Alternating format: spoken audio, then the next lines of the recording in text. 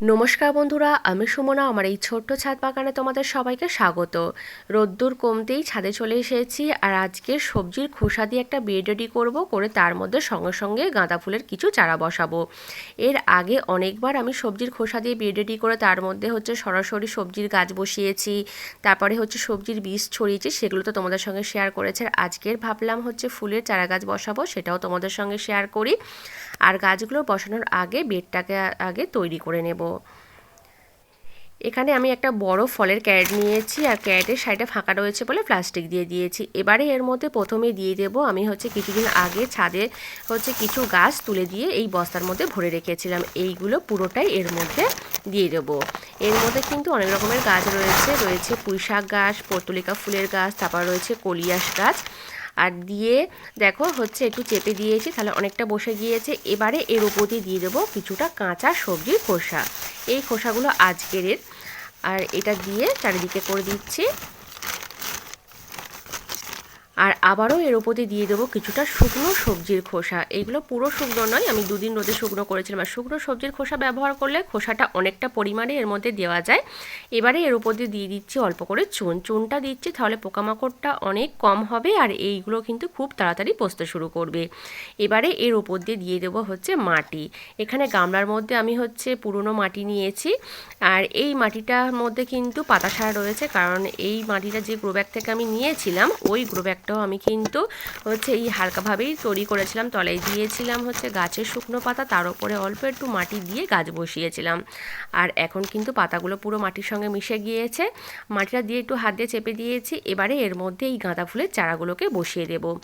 আর এইটার মধ্যে আমি কিন্তু 6টা চারা বসাবো, যেহেতু বেডটা অনেকটাই বড় রয়েছে, অনেকটা পরিমাণে এর মধ্যে মাটি ধরবে। আর সবজির খোসাগুলো পরে পচে গিয়ে আরও অনেকটা কমে যাবে বেডের মাটিটা। আর এই দুটো কোণে দুটো দেব, মধ্যিখানে দু সাইডে দুটো দেব, আর এই দুধারে দুটো দেব। আর আমি কিন্তু এবারে গাঁদা ফুল গাছের ডাল থেকে অনেক চারা তৈরি করেছি, কিন্তু সেইগুলোতে দেখতে পাচ্ছি সিঙ্গেল ফুল ফুটছে। তাই আবারও নতুন করে এই ডবল প্যাটার্নের চারা নিয়ে এসেছি, এনে এই বসাচ্ছি। আর এই কোণ দুটোতে দুটো দেব।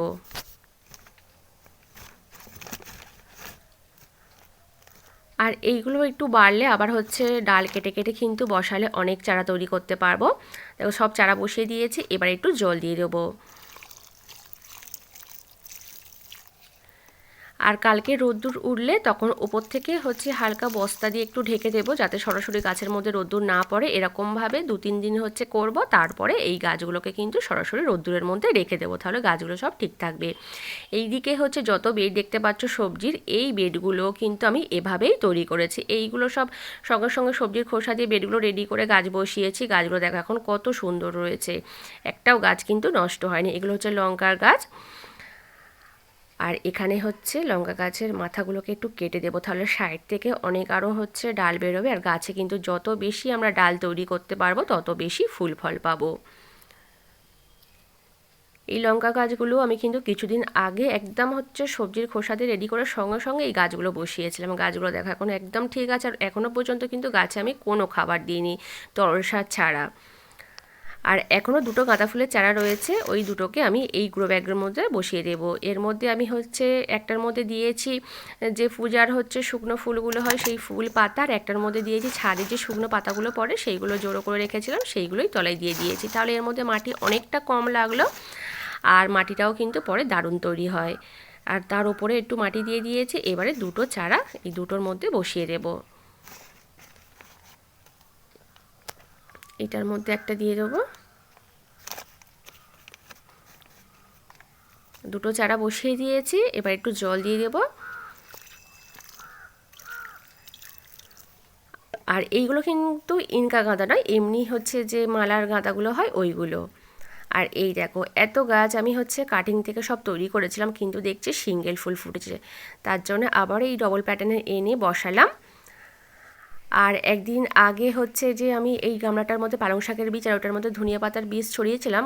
জায়গাগুলোকে কিন্তু আমি ওপরে রেখেছি, কারণ যতবারই শাক বেরোয় ইঁদুরে খেয়ে নেয়।